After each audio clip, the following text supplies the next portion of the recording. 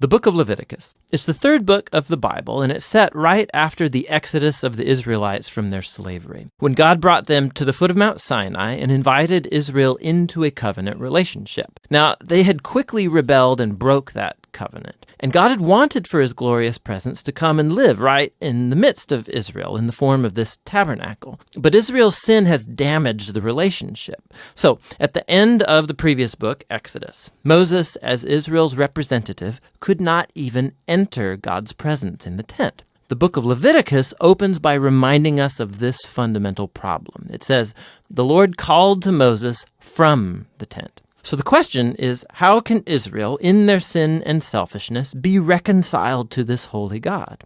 That's what this book is all about, how God is graciously providing a way for sinful, corrupt people to live in his holy presence. Now, let's pause for a second and explore this really important idea that God is holy. It's fundamental to understanding this book. The word holy means simply to be set apart or unique. And in the Bible, God is set apart from all other things because of his unique role as the creator of all, as the author of life itself. And so if God is holy, then the space around God is also holy. It's full of his goodness and his life and purity and justice. So if Israel, who is unjust and sinful, wants to live in God's holy presence, they too need to become holy. Their sin has to be dealt with. Thus, the book of Leviticus.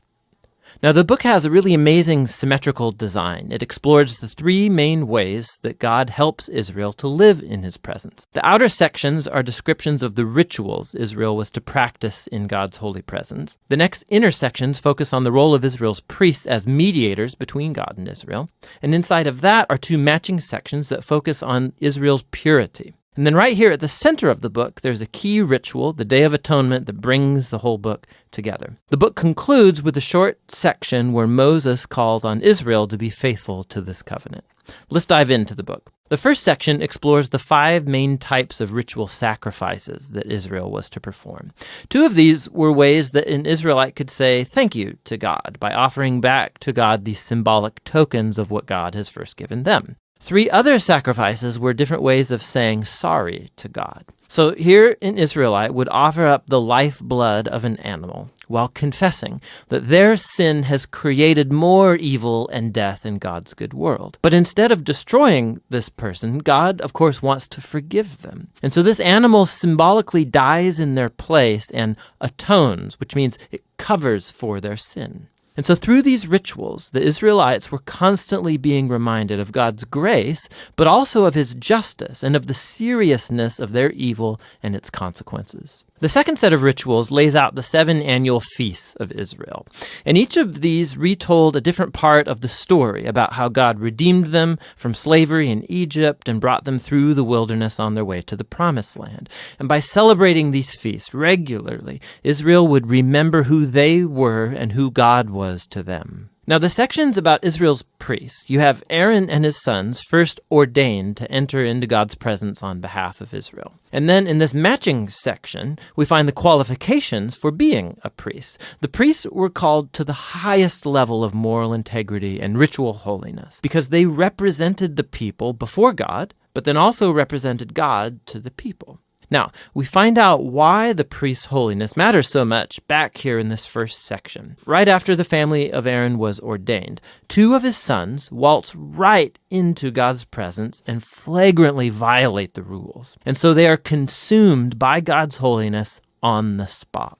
It's a haunting reminder of the paradox of living in God's holy presence, because it's pure goodness, but it becomes dangerous to those who rebel and insult God's holiness. And so it's important that Israel's priests become holy, and also that all of the people of Israel become holy, which is what the next inner sections are all about. Chapters 11 through 15 are about the ritual purity required of all the Israelites, and chapters 18 through 20 are about the moral purity of the people. Here's what's underneath all of this purity and impurity language. Because God is holy and he's set apart, the Israelites need to be in a state of holiness themselves when they enter into his presence. This was called being clean or pure.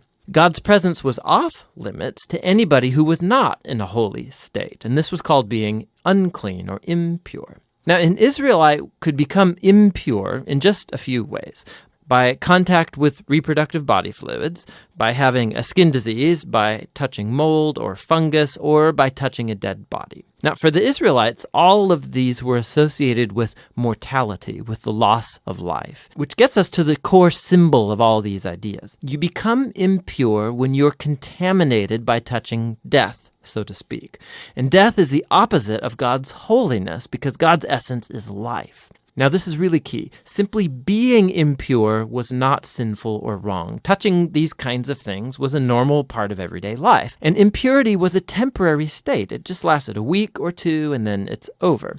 What was wrong or sinful was to waltz into God's presence carrying these symbols of death and impurity on my body. Don't do that. Now, the last way of becoming impure was by eating certain animals, and the kosher food laws are found right here in this section. Now, there have been lots of theories about why certain animals were considered impure and off limits. To promote hygiene or to avoid cultural taboos, the text just isn't explicit. But the basic point of all of these chapters is really clear. Altogether, these work as an elaborate set of cultural symbols that reminds Israel that God's holiness was to affect all areas of their lives. This corresponding section over here is about Israel's moral purity. The Israelites were called to live differently than the Canaanites. They were to care for the poor instead of overlooking them. They were to have a high level of sexual integrity, and they were to promote justice throughout their entire land. Now, here at the center of the book, we find a long description of one of Israel's annual feasts, the Day of Atonement. Odds are that not every Israelite's sin and rebellion would be covered through the individual sacrifices. And so once a year, the high priest would take 2 goats. One of these would become a purification offering and atone for the sins of the people. And the other was called the scapegoat. The priest would confess the sins of Israel and symbolically place them on this goat, and then it would be cast out into the wilderness. Again, this is a very powerful image of God's desire to remove sin and its consequences from his people so that God can live with them in peace. The book concludes with Moses calling Israel to be faithful to all of the terms of the covenant. And he describes the blessings of peace and abundance that will result if Israel obeys all of these laws. He also warns them that if they're unfaithful and dishonor God's holiness, it will result in disaster and ultimately exile from the land promised to Abraham. Now, if you want to see how Leviticus fits into the big storyline, it's helpful to look at the first sentence of the next book of the Bible, Numbers. It begins, "The Lord spoke to Moses in the tent." So we can see that Moses is now able to enter God's presence on behalf of Israel. The book of Leviticus, it worked. So despite Israel's failure, God has provided a way for their sin to be covered so that God can live with sinful people in peace. And that's what the book of Leviticus is all about.